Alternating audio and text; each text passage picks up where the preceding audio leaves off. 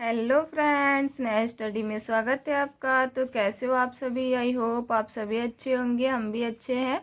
तो दोस्तों, हम फिर से आपके लिए एक नया सेट लेके आए हैं उत्तर प्रदेश पुलिस का। ये हमारा सामान्य हिंदी का सेट है। आप देख सकते हैं 19 दिसंबर 2020 में द्वितीय पाली में ये हुआ है। तो चलिए फिर हम इसे स्टार्ट करते हैं। और हाँ दोस्तों, अगर आप हमारे चैनल पे नए होंगे तो हमारे चैनल को सब्सक्राइब कर लीजिएगा, और वीडियो अच्छा लगी तो इसे लाइक और शेयर ज़रूर कीजिएगा। तो देर ना करते हुए हम इसे स्टार्ट करते हैं।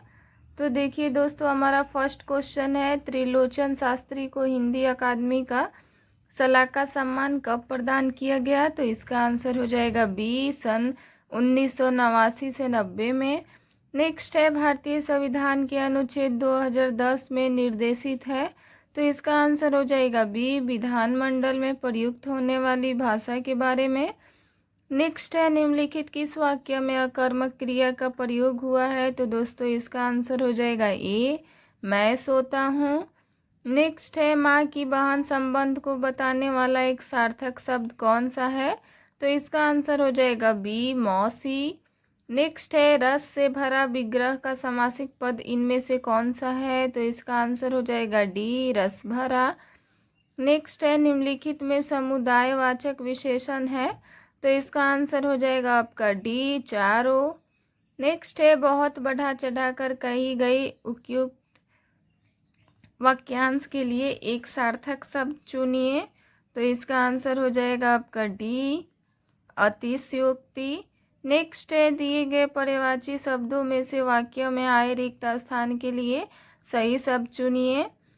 तिरंगा भारत का राष्ट्रीय डैश है। तो इसका आंसर हो जाएगा आपका डी, ध्वज।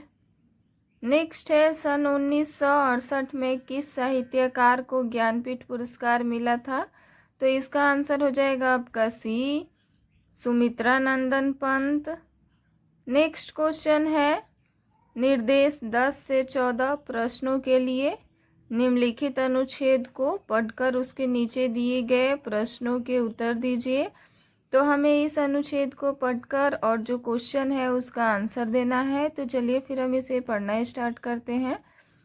तो देखिए, दिया है, भाषा में लिंग विषयक चिंतन की परंपरा बहुत पुरानी है। भारतीय परिप्रेक्ष्य में पाणिनि से और ग्रीक में अरस्तु से ही चली आती है। इस चिंतन में दो पक्ष उभर कर आते हैं, लिंग प्राकृतिक है अथवा सुविधा अनुसार है, सदृश्य पर आधारित है अथवा विसंगतियों पर आधारित है। तब से लेकर चली आती इस परंपरा में 17वीं सदी में बिना कारण के वह आदतन प्रयोग से पहलू जुड़ गया, और अर्नाल्ड और लांसलाट ने इसे इसी रूप में लिया। हर्डर 1772, एडलंग 1783, हम्बोल्ट 1887 और ग्रिम 1890 आदि ने कल्पना और मानवीकरण की प्रवृत्तियों को भाषा में लिंग की उत्पत्ति का कारण बताया।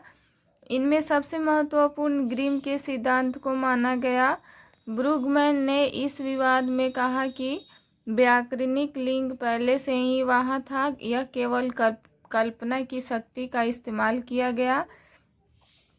ब्रुगमैन का कहना है कि बहुरूपीय भाषाओं में आ, ई प्रत्यय मूल रूप में स्त्रीलिंग को व्यक्त नहीं करते। ब्रुगमैन के सिद्धांत को रोथ ने अविश्वसनीय का शिखर सम्मेलन करार दिया। यह बहस चलते चलते जब संरचनावादी ब्लूमफील्ड तक आई तो उन्होंने कहा कि भाषा में लिंग का प्रयोग यादृच्छिक होता है। संस्कृत के व्याकरण में लिंग निर्धारण के लिए जो आधार माने गए उनमें सबसे ऊपर रखा गया अर्थ को लिंग अर्थ के अनुसार निर्धारित होते हैं। यदि ऐसा है तो समानार्थी या पर्यायवाची भी उसी लिंग के होने चाहिए थे, क्योंकि वे अर्थ के आधार पर ही एक समान संबंध रचनाओं में रखे गए हैं, पर ऐसा है नहीं। तो चलिए फिर हम अब क्वेश्चन को देखते हैं। तो निम्न में कौन कल्पना और मानवीकरण की प्रवृत्तियों को भाषा में लिंग की उत्पत्ति का कारण नहीं मानता? तो इसका आंसर हो जाएगा आपका डी, अर्नाल्ड। नेक्स्ट है, भारतीय भाषा में लिंग विषयक चिंतन की परंपरा किससे प्रारंभ होती है, तो ये हो जाएगा पाणिनि से। नेक्स्ट है, निम्न में कौन सा विद्वान भरोपीय भाषाओं के संदर्भ में यह मानता है कि आ ई प्रत्यय मूल रूप में स्त्रीलिंग को व्यक्त नहीं करते, तो इसका आंसर हो जाएगा ए ब्रुगमैन। नेक्स्ट है, निम्न में कौन सा विद्वान भाषा में लिंग का प्रयोग यादृच्छिक मानता है, तो इसका आंसर हो जाएगा आपका डी ब्लूमफील्ड। नेक्स्ट है, संस्कृत के व्याकरण में लिंग निर्धारण का प्रमुख आधार है, तो इसका आंसर हो जाएगा बी अर्थ। नेक्स्ट है, नंददास इनमें से किस ग्रंथ के लेखक है, तो इसका आंसर हो जाएगा सी रसमंजरी। नेक्स्ट है, इनमें से कौन सा माल गोदाम शब्द के समास विग्रह का सही रूप है, तो इसका आंसर हो जाएगा आपका सी माल के लिए गोदाम। नेक्स्ट है, दिए गए वाक्य के लिए अनावश्यक प्रसर्गों को हटाकर सही वाक्य छाटे। वह छत पर से नीचे को गिर पड़ा, तो इसका आंसर हो जाएगा बी वह छत से नीचे गिर पड़ा। नेक्स्ट है, लोकोक्ति और उनके सही अर्थ वाले जोड़े के लिए विकल्प की पहचान कीजिए, तो इसका आंसर हो जाएगा आपका डी फर्स्ट का ए, सेकंड का डी, थर्ड का सी, फोर्थ का बी।